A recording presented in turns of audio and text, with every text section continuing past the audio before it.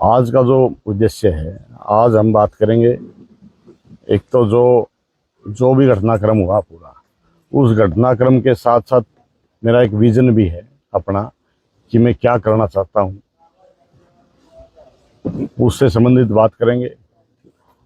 हम दादा नागदेव की पवित्र धरती पर यहाँ बैठे हैं। यहीं से समाज ने मेरे को आशीर्वाद देके मेरे चुनाव की शुरुआत करी थी, और आज 36 बिरादरी मेरा चुनाव लड़ रही है और एक चुनाव पूरी तरह गति में है। लेकिन इसी बीच मैं अपने उचाना के मेरे जो भाई हैं, जो मेरे बुजुर्ग हैं, उनको अपने आप से अवगत कराना चाहूँगा कि हमारा चुनाव लड़ने का मकसद क्या है। देखो, सबसे पहले जब भाई कांग्रेस पार्टी ने एक मेहनती कार्यकर्ता को दरकिनार करके और ऐसे आदमियों को टिकट दे दी जिन्होंने लोग पिछले लगभग जब से उचाना अस्तित्व में आया है उस समय से अब तक झेलने लग रहे हैं, जिनकी वजह से आज मेरा उचाना पिछड़ा हुआ है, जिनकी वजह से आज मेरे उचाना के लोगों को आम जीवन जीने के लिए जो मूलभूत जो भी सुविधाएं चाहिए वो भी नहीं मिलती। मेरा कांग्रेस ने तो ठीक है एक मेहनती कार्यकर्ता के साथ जो कर दिया, लेकिन आज समाज ने मेरे को आशीर्वाद दिया है, 36 बिरादरी ने, तो मेरा भी फर्ज बनता है, मेरी भी एक मनसा है, मेरे दिल में भी एक दर्द है कि मैं पूरे 36 बिरादरी के लिए, समाज के लिए कुछ करके दिखाऊं। सबसे पहले तो यहाँ जो मेरे उचाना में जो शिक्षा का जो सत्र है, वो उसकी तरफ किसी भी नेता ने, जिन्होंने भी प्रतिनिधित्व किया है, शिक्षा की तरफ ध्यान नहीं दिया है।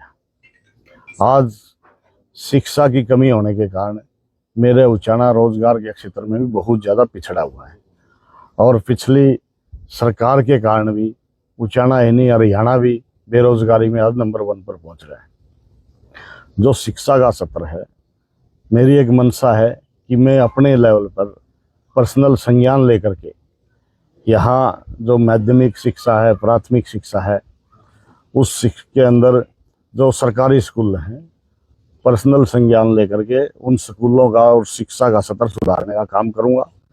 मैं समय समय पर समय निकाल करके खुद वहाँ जा कर के स्कूलों के में जा कर के खुद अपने लेवल पे या गांव स्तर पर जिम्मेवार आदमियों की कमेटियां बना करके हम शिक्षा के स्तर को सुधारने की कोशिश करेंगे, और समय समय पर मंथली ये डिसाइड करेंगे कि मंथली शिक्षा के स्तर के लिए स्कूलों की चेकिंग हो, एक निगरानी कमेटी गांव लेवल पे हर गांव में बनाई जाएगी। दूसरा क्या है, मेरे उचाना के अंदर कोई भी टेक्निकल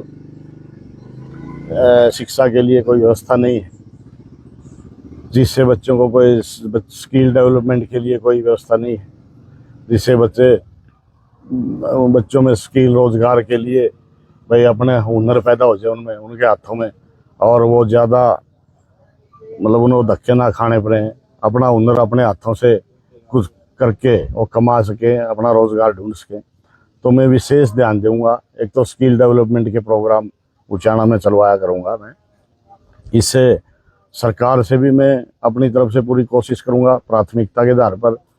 और दूसरा, जैसे बड़ी बड़ी कंपनियां हैं, उन कंपनियों के पास एक फंड होता है, जिस फंड को इसी तरह समाज के कामों में लगाया जाता है, वो उनकी जिम्मेवारी होती है या कानूनी रूप से उन्हें लगाना होता है। मैं अपने लेवल पे कोशिश करूंगा कि उस फंड को मेरे उचाना में ला करके शिक्षा के लेवल को भी सुधारें, और जहां भी जिन भी स्कूलों में अगर सरकार शिक्षक मुहैया नहीं करा सकती, तो मैं अपने लेवल पे गांव के लोगों से मिल करके प्राइवेट टीचरों की भी वहाँ व्यवस्था करेंगे कि भाई मेरे बच्चे किसी भी सब्जेक्ट का टीचर ना होने के कारण उस पढ़ाई से वंचित ना रहे। तो उन फंडों के माध्यम से हम गांव के समाज के सहयोग से उन टीचरों की व्यवस्था की जाएगी, ताकि मेरे बच्चे की पढ़ाई प्रभावित ना और सुचारू रूप से चलती रहे। और टेक्निकल कॉलेज हो, स्कूल हो, स्कूलों में भी टेक्निकल शिक्षा की व्यवस्था हम उचाना में लागू करेंगे। उचाना के अंदर ऐसी व्यवस्था में अपने लेवल पे पूरी कोशिश करूंगा प्राथमिकता के आधार पर कि सरकार के ऊपर दबाव डाल करके कि मेरे उचाना के बच्चे स्किल्ड हों, उनका हुनर उनमें पैदा हो। इसके लेवल पे मैं प्राथमिकता के आधार पर अपनी तरफ से पूरी कोशिश करूंगा ताकि मेरे बच्चे पढ़ाई के मामले में पूरे हरियाणा की बराबरी कर सकें। दूसरा है रोजगार। शिक्षा और रोजगार का आपस में मेल है।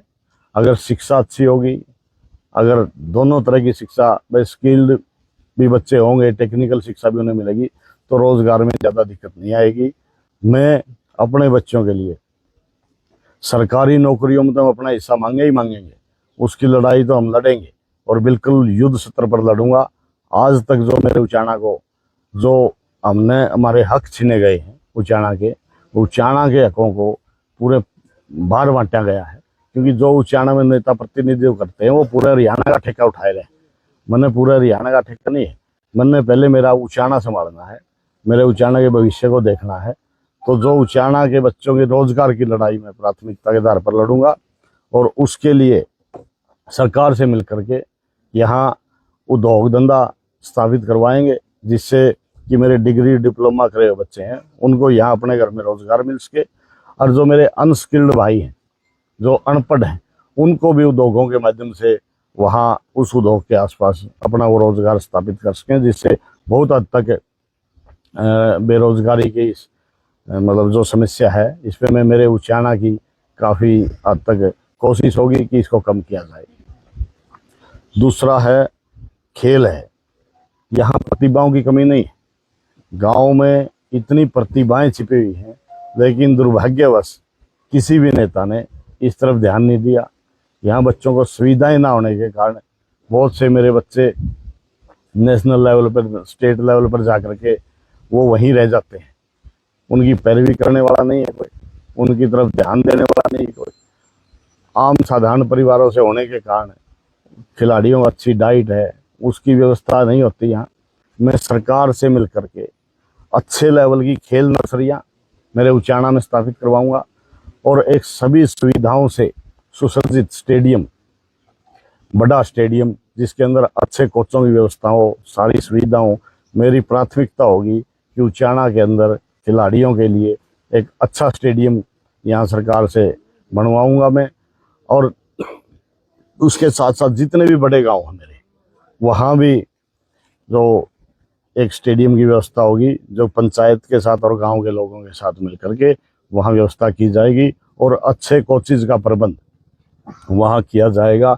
चाहे मैंने इसके लिए समाज से भी जोड़ी करके मांगना पड़े, लेकिन मैं अपने उचाना को, जो उचाना में प्रतिभाएं जो छिपी हुई हैं, उसे निखारने का 100% काम करूंगा और सच्ची नीयत से करूंगा। जिन नेताओं ने यहाँ प्रतिनिधित्व किया है, उनकी नीयत में कमी होने के कारण आज मेरे उचाना के बच्चे आगे नहीं बढ़ सके खेल के क्षेत्र में। तो इसके लिए भी मेरा विशेष फोकस होगा खेल के ऊपर। दूसरा स्वास्थ्य है। यहाँ सिर्फ बिल्डिंग है, हॉस्पिटल के नाम पर डॉक्टर नहीं है, एक्सरे मशीन यहाँ नहीं, अल्ट्रासाउंड मशीन यहाँ नहीं है, तो कपड़े ढके रहते हैं, उनके ऊपर खराब पड़ी रहती हैं, कोई संज्ञान नहीं लेता। अच्छी लेबोरेटरी यहाँ नहीं है, टेस्टों के लिए लोगों को अपनी जेब कटवानी पड़ती है। यहाँ गरीब आदमी जो आम परिवार के हैं 5-5, 10-10 हज़ार रुपये छोटे छोटे टेस्टों के लिए देने पड़ते हैं, जो उनकी जेब अलाउ भी नहीं करती। लेकिन मैं एक साधारण परिवार का बच्चा होने के नाते उनके दर्द दुख को समझ सकता हूँ और भली भांति मैं जानता हूँ इस बात को। तो इस लेवल पे स्वास्थ्य के लिए मैं अपनी एक लड़ाई लड़ूंगा और सरकार के साथ मिल करके इस लेवल पे यहाँ अच्छे डॉक्टरों का प्रबंध हो, मेरे हॉस्पिटल में सभी तरह की मशीनें हो, अच्छी लैब हो। इसके लिए मैं सरकार से अब गुहार लगा करके और युद्ध स्तर पे इसके लिए मैं काम करूंगा। दूसरा है पीने का पानी। आज मेरे उचाना के अंदर मुझे बड़ा दर्द होता है और दुख भी होता है, क्योंकि मैं लोगों के बीच में रहता हूँ। मैं डेली जब सुबह निकलता था 10-10, 12-12 गाँव में डेथ पे जाता था, तो जाने के बाद 2 ही मुख्य समस्याएं थी, कैंसर और हार्ट फेल। बड़ा दुख था, लेकिन बेबस था, मैं कुछ कर नहीं सकता था। किसी भी नेता ने आज तक इस पर संज्ञान नहीं लिया।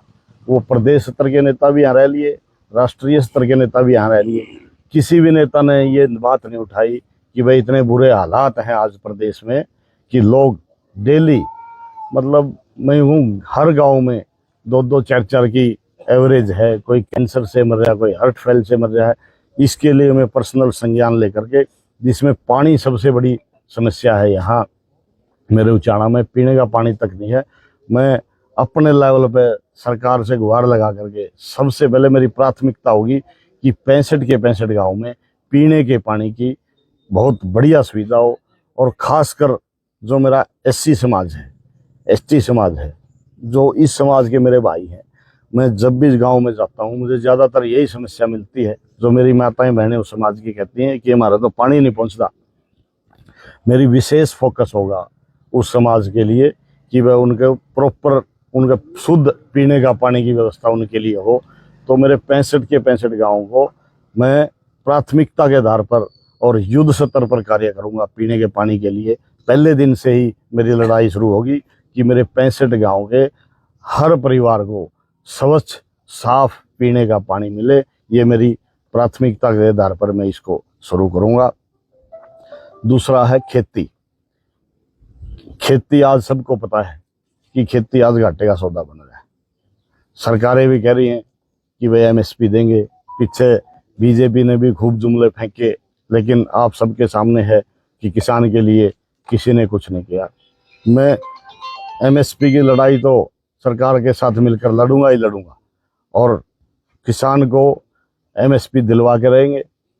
दूसरा, जो खेती है आज घाटे का सौदा बन गई मेरे किसान के लिए, हम ऐसा भी प्रयोग करेंगे कि जैसे ऑर्गेनिक खेती है, भाई सब्जियों की खेती है, ऑर्गेनिक औषधियों की खेती है, उसके लिए भी हम बाहर से समय समय पर यहाँ कैंप लगवाएंगे। अगर सरकार इसमें मदद करेगी बड़ी अच्छी बात है, नहीं तो अगर जनता के आशीर्वाद से मैं विधायक बना, चाहे मैंने अपनी विधायक निधि से कैंपों के लिए पैसा खर्चना पड़े, मैं समय समय पर ऐसे कैंप लगवाऊंगा अपने क्षेत्र में, जिससे मेरे लोगों को ऑर्गेनिक खेती, औषधियों की खेती, इनकी तरफ उनका रुझान हो और मेरा किसान भी खेती भी एक उद्योग का रूप ले। ये मेरी प्राथमिकता होगी और सच्ची नीयत से इसके ऊपर मैं काम करूंगा, क्योंकि आज बहुत सी औषधियां हैं जो 1000 रुपये किलो, 2-2 हज़ार रुपये किलो जो बाजार में जाती हैं। तो क्यों ना मेरा जो 2-2, 3-3 एकड़ का किसान है वो भी इस खेती को अपना करके अच्छे से अपना गुजारा कर सकता है। इसके लिए भी मैं प्राथमिकता पे कार्य करूंगा। दूसरा, मेरे क्षेत्र की सबसे बड़ी जो पुरानी समस्या है नहर का पानी।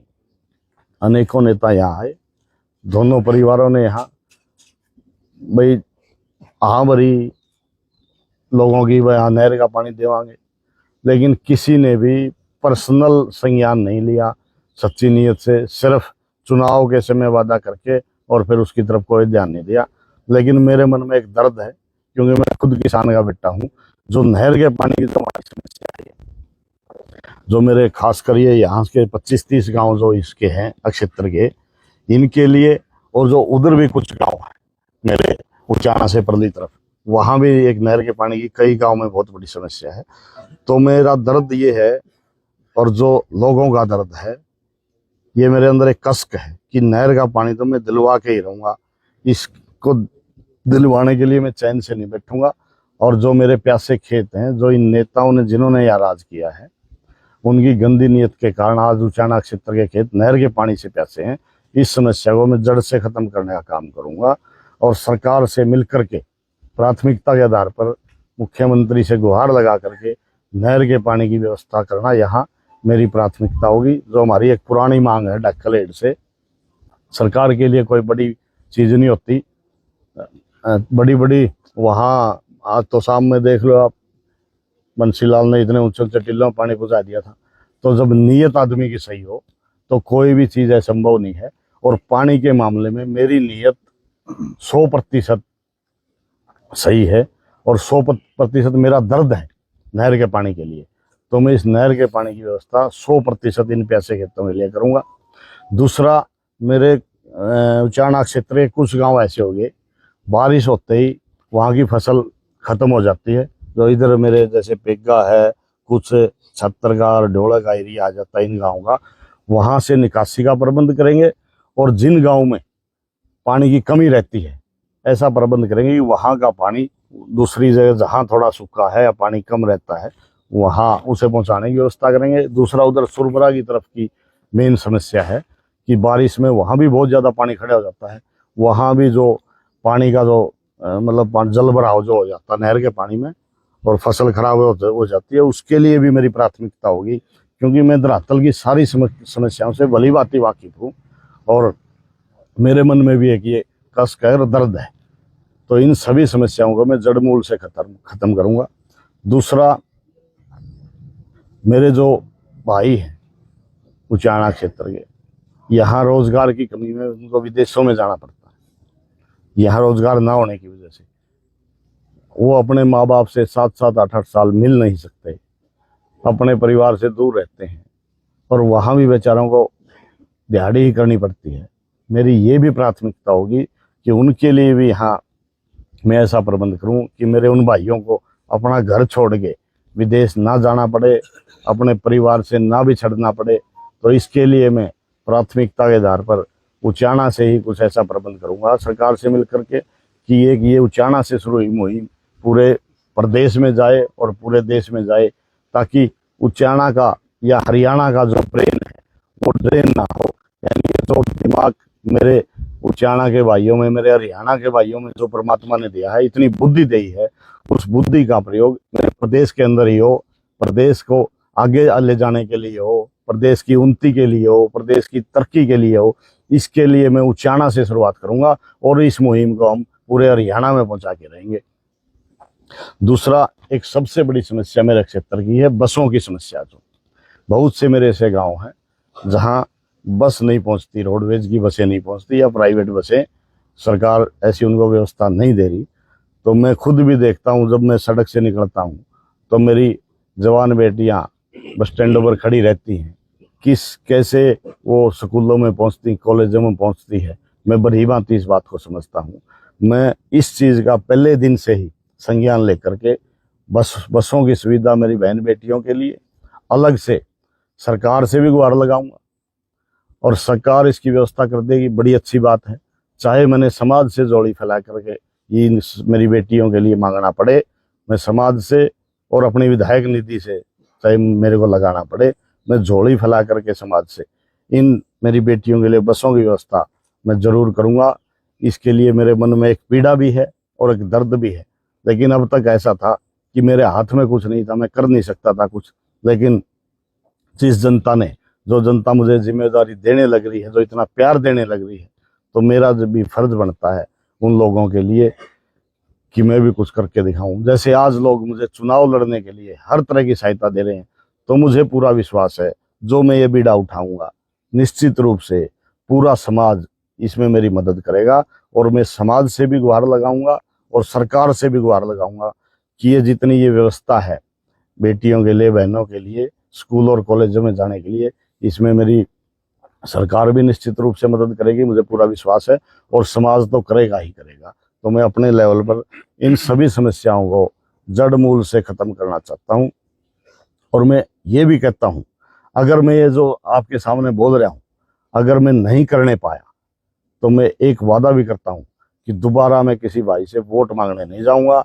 ये मेरा वादा है, या तो ये करके दिखाऊंगा, नहीं तो आपके पास वोट मांगने नहीं आऊँगा। तो भाई साहब, आपने जितनी भी बात बोली है उनके बीच में एक बात बोली है कि सरकार से मिलकर, तो पहले तो ये बताओ कि किसकी सरकार आने की उम्मीद लगा आपने और किसके साथ में जाना पसंद करोगे? अगर बीजेपी की आवा है उसके खिलाफ तो आप बोलने लग रहे हो। बिल्कुल। एक पार्टी ने आपकी टिकट काटी है, बिल्कुल तो कौन सी के साथ में जाना पसंद करोगे आप? ऐसा है, बीजेपी ने कोशिश करी मेरे को टिकट देने की, 1 हफ्ते तक बीजेपी मेरे पीछे पड़ी रही, भाई टिकट ले ले, पैसे भी दे रहे थे, जितने पैसे लगेंगे पैसे देंगे और टिकट दे ले। लेकिन अगर मैंने बीजेपी में जाना होता तो मैं उनकी टिकट भी ले लेता और पीछे भी ले लेता। बीजेपी में जाने का सवाल ही पैदा नहीं होता। ये तो 100% सिरे से खारिज करता हूँ।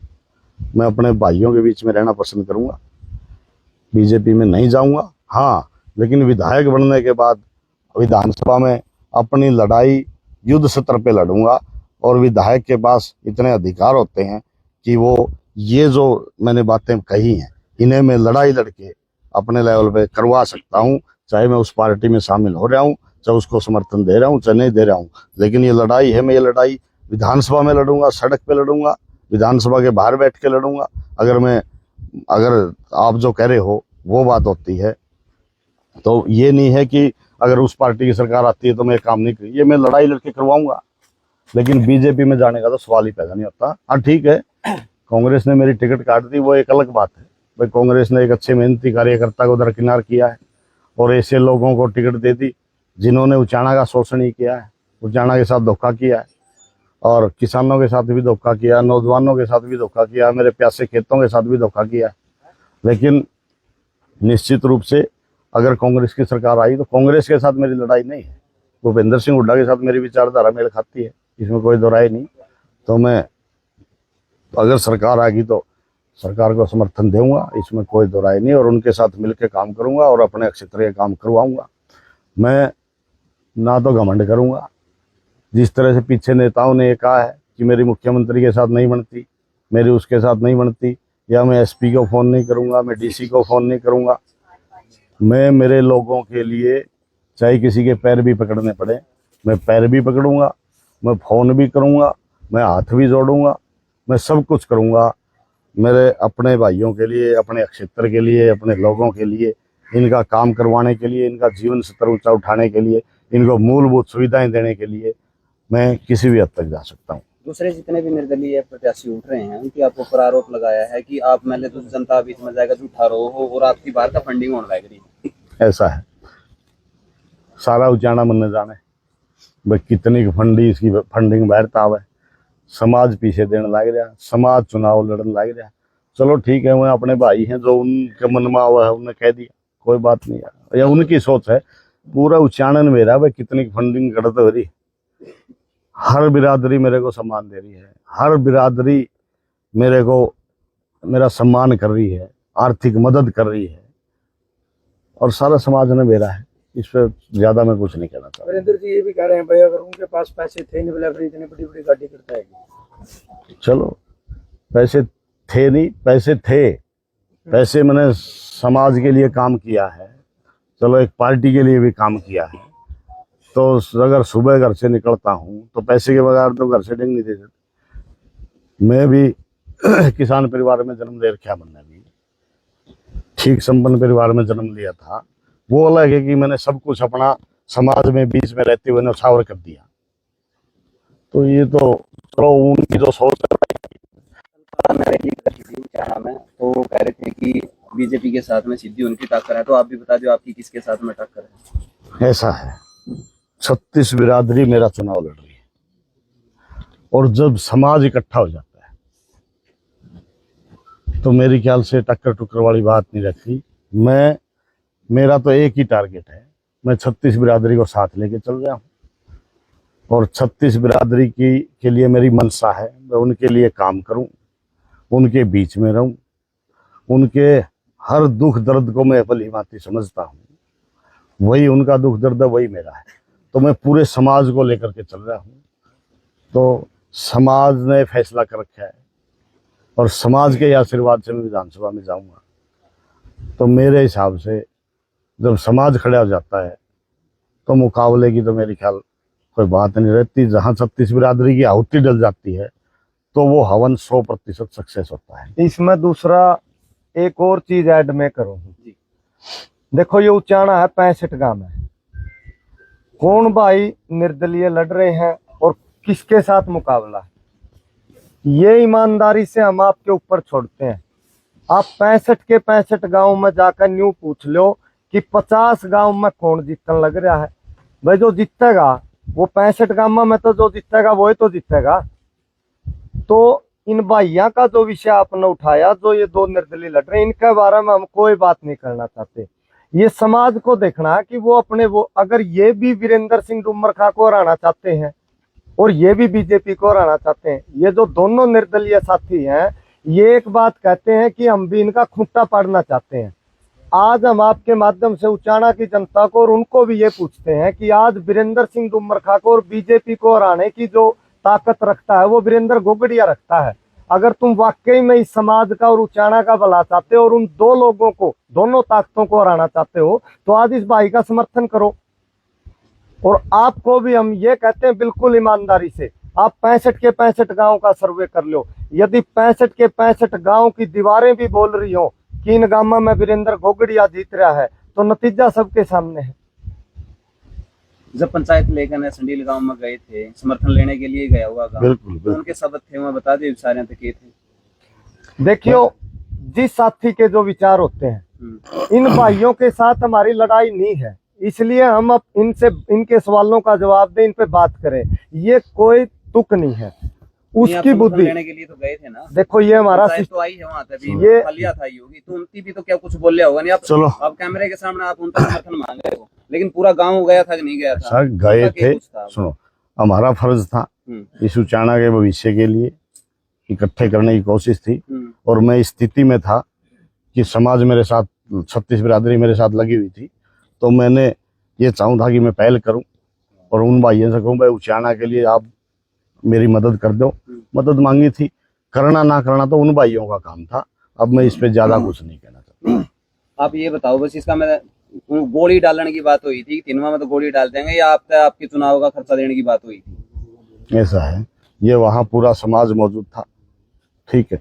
जो उनने कहा पूरे समाज ने सुन लिया और समाज ने बता दिया कि वो सही कहा गलत कहा, तो अब मैं ज्यादा इस बात पे और नहीं अपना एक भाई यदि गलत भी बोल जाए, हम उस बुराई को, उस भाई के शब्दों को प्रचारित नहीं करना चाहते। वो भी अपने भाई, अगर उनकी बुद्धि कम काम कर रही है, उनकी जुबान से कोई चीज फिसल गई या पैसे का अहंकार उनके दिमाग में घर कर गया, अच्छी बात है, उस पैसे का भोग वो अपने परिवार के लिए करें, अपने लिए करें। मतलब उन भाइयों को हम माफ करते हैं, हमारे इनसे कोई द्वेष नहीं है, कोई घृणा नहीं। उन्होंने पंचायत में भी आप शब्द बोले या आपके सोशल प्लेटफॉर्म पर भी वो बोल रहे हैं, हमें कोई दिक्कत नहीं है। ये उन भाइयों की समझ कम है। हम तो आज भी ये कहते हैं, उन भाइयों से हाथ जोड़ कर निवेदन करते हैं कि यदि तुम वाकई में इन ताकतों को हराना चाहते हो और इस उचाना को राजनीतिक आजादी दिलाना चाहते हो, तो आज का ये भाई 36 बिरादरी के सहयोग से उन ताकतों को हराने का मादा रखता है और समाज बोलने लग रहा है। तो आज मौका है, आप इसके ऊपर एहसान कर दो। ये इस इलाके के ऊपर भी उनका एहसान होगा और इस भाई के ऊपर भी एहसान होगा। तो इसलिए जो भी ये चीजें हैं, दूसरी एक चीज जो छूट गई थी, किसान आंदोलन यहाँ चला, खटखड़ टोल के ऊपर लंबा धरना चला। जैसे ही भाई को ताकत मिलेगी, हम ये भी वादा करते हैं, खटखड़ टोल के ऊपर सरकार को स्क्रीन लगानी पड़ेगी और ये बताना पड़ेगा कि कितना खर्चा इस टोल पर आया था और कितनी रिकवरी डेली होने लग रही है। उचाना हल्के की कोई भी गाड़ी टोल नहीं देवेगी जब तक सरकार आकर अपना ये जवाब नहीं देवेगी कि इस टोल पे इतना तो खर्चा है, इतनी रिकवरी है, इतने दिन में रिकवरी हो जाएगी। तो ये वादा हम करते हैं 8 तारीख को, जैसे ही उचाना की जनता भाई वीरेंद्र घोगड़िया को विधायक बनाएगी, तो उचाना की किसी गाड़ी का टोल, खटखड़ और जो आसपास के टोल हैं, टोल नहीं लगेगा। हम मजबूर कर देंगे सरकार को, चाहे वो इसके समर्थन की सरकार हो। बीजेपी का तो नाम ही खत्म है। बीजेपी शब्द को हम, बेशक आप, ये ऑन रिकॉर्ड बात हो रही है, बीजेपी की यदि सरकार बनती होगी और इस भाई के समर्थन की जरूरत होगी, तो यो भाई उचाना की जनता के बीच में रहेगा, माफी मांग लेगा अपने समाज से, उसका समर्थन नहीं करेगा। लेकिन दूसरा जो व्यक्ति है, बेशक उसके लिए वो मजबूर होगा संबंधों में। भूपेंद्र सिंह हुड्डा और दीपेंद्र हुड्डा उनके संबंधों में मजबूर होंगे, वो पार्टी की प्रोटोकॉल में मजबूर होंगे। लेकिन हम आखिरी वक्त भी उस परिवार से ये पूछेंगे कि जब दीपेंद्र हुड्डा के लिए इस भाई ने 10 साल अपने न्यौछावर कर दिए, तो वो इसको कहाँ बैठावेगा और क्या सम्मान देगा। उचाना की जनता के बीच में आकर के जब उचाना की जनता ये कहेगी कि हाँ तेरा सम्मान वहां बरकरार होगा, तो इस इलाके के विकास के लिए उनका समर्थन करने से हम कोई ये गुमराह वाला शब्द नहीं यूज कर रहे। 100% इस इलाके की भलाई के लिए उनका साथ देने में हमें कोई गुरेज नहीं।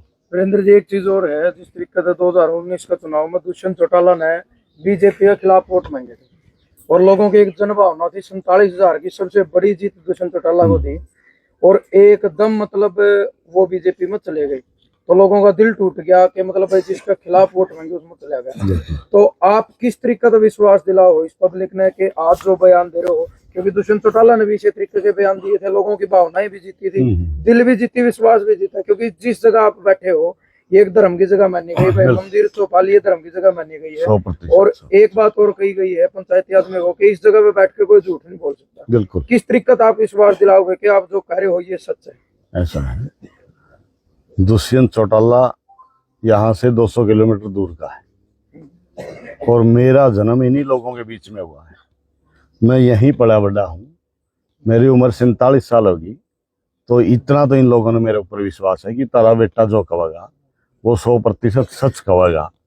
और ये पूरा उचाना मेरा परिवार है। मैंने अपने जीवन के 24 साल इनके बीच में बिताए और इन्होंने मेरे ऊपर पूरा भरोसा है। और उसी भरोसे के लिए आज 36 बिरादरी ने मेरे सिर पर हाथ रखा है। तो निश्चित रूप से इनको पूर्ण विश्वास है कि इनका बेटा जो कह रहा है वो सही कह रहा है।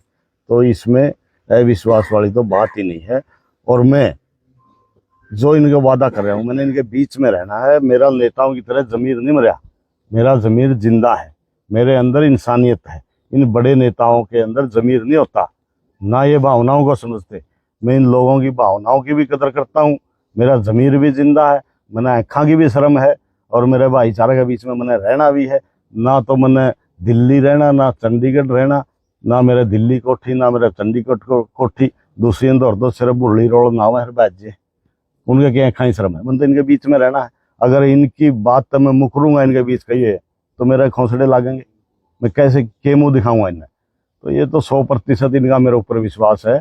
जो मैं कह रहा हूँ वो करके दिखाऊंगा। एक चीज और, इलेक्शन के टाइम पे कोई भी कैंडिडेट है, आप भी हो या पार्टी वाले, वो बिल्कुल सबकी राम राम करना, पैरा हाथ हिलाना, एक सिंपल सादगी तरीका तो वो दिखावे। कल ना अगर आप एमएलए बन जाते हो क्या आपका यही रवैया होगा जो मेरा आज हो आप इसी तरीके? मेरा पिछले 24 साल से यही रवैया है। नहीं, बनने के बाद की बात है। भाई मैं बन लिया, चेयरमैन बनया था, एमएलए ठीक है, वो शुरुआत तो थी, पद तो था एक हल्का लेवल का पद तो था। लोगों से पूछ लो, वहां जब मैं 3-4 महीने उस पद पर रहा तो मैं घना जो पदा का चक्कर में होता वो कौन छोड़ू था। मैंने 3 महीने में ठोकर मार दी थी उसके। तो पद मेरे लिए मायने नहीं रखते। जो इतना प्यार जब समाज ने दे दिया तो मैं तो सौभाग्यशाली समझू अपना आपने। इतना प्यार मिला बच्चे के रह जाए आदमी के, जब इतना आशीर्वाद ये दे रहे हैं। और मेरे तो खून में है बुजुर्गों का सम्मान करना, मैंने संस्कार मिले हैं ऐसे। तो जी मैं तो पूरी उम्र इनका एहसानमंद हूँ और इनका मान सम्मान अपने आप से ज्यादा पूरी उम्र इनका मान सम्मान रखूंगा। रैली कोई प्रोग्राम अभी 29 तारीख को नगूरा के अंदर एक बड़ी जनसभा रखी है हमने, जो नगूरा के अंदर अनाज मंडी में होगी। उसके लिए सभी मेरे जो 36 बिरादरी के भाई हैं उसके लिए तैयारी करने लग रहे हैं। और वो 29 तारीख को आप लोगों को भी वहाँ आमंत्रित किया जाएगा। तो 29 तारीख की जनसभा हमने रख रखी है। आगे के प्रोग्राम उसके बाद रैली के अंदर कोई आपने कोई नेता या कोई समाज सेवी को कोई बुलाया है या नेता की तो जरूरत ही नहीं है। समाज चुनाव लड़ रहा है और समाज ही वहाँ आएगा। जैसे जनता सरकार मोर्चा आपका सहयोग कर रही है तो वो सहयोग करने वाली अलग बात है। जो भाई सहयोग कर रहे हैं, सामाजिक संगठन है, चाहे वो सब सारे आमंत्रित है, किसान आंदोलन के लोग हैं और जो सामाजिक संगठन है। दूसरा, हमारे बीच में एक राजनीतिक पार्टी के भी प्रतिनिधि यहाँ बैठे हैं जिनका समर्थन और सहयोग की घोषणा यहाँ से होगी। हमारे बीच में राकेश आर्य जी हैं जो सर्वहित पार्टी के जिला अध्यक्ष हैं। सर्वहित पार्टी इस चुनाव में मतलब कैंपेनिंग में हिस्सा नहीं ले रही है। तो इन्होंने जब भाई के ऊपर ये लगा कि इसकी विचारधारा सही है और इसका दर्द समाज का दर्द है और पूरा समाज इनके साथ है, तो पार्टी की तरफ से जो आज इनको समर्थन और सहयोग करने के लिए आज से जो उचाना का पूरा सर्वहित पार्टी का संगठन है, हमारे बीच में राकेश आर्य जी हैं, ये जो जिले का दायित्व है। तो ये भी 2 मिनट आपको इसके बारे में अवगत करवाएंगे। किस प्रकार का सहयोग आपका रहेगा वीरेंद्र गोगड़िया? हमारा पूरा तन मन धन से वीरेंद्र गोगड़िया का पूरा फुल सपोर्ट रहेगा, क्योंकि ये जमीनी नेता हैं और सबसे बड़ी बात है नशे पते से दूर हैं। और अभी तक चुनाव प्रचार में कोई भी ऐसी नशे की चीज नहीं बांटी गई है जो समाज के लिए हानिकारक हो। और यही खूबी और कुछ समाज से जुड़े हुए, धरातल से जुड़े हुए नेता हैं। सभी को हमने बरत के भी देख लिया है, बीजेपी वालों को भी, कांग्रेस वालों को भी, जेजेपी को भी, बीजेपी सबको बरत के देख लिया, लेकिन किसी ने भी जो समाज का हक था वो नहीं दिया। तो हमने इसीलिए पूरी पार्टी ने जो उचाणा की इकाई है उसने भाई वीरेंद्र गोगड़िया का समर्थन के लिए सहयोग देने के लिए तत्पर हैं ताकि ये उन कमियों को दूर कर सके। जी ठीक है। मैं धन्यवाद करता हूं भाई राकेश का और पूरे सर्वहित पार्टी के पूरे परिवार का, मैं जिन्होंने उचाणा के हक में ये पहल की है, इसके लिए मैं पूरे सर्वहित परिवार का और भाई राकेश का धन्यवाद करता हूं। बहुत बहुत धन्यवाद करता हूं।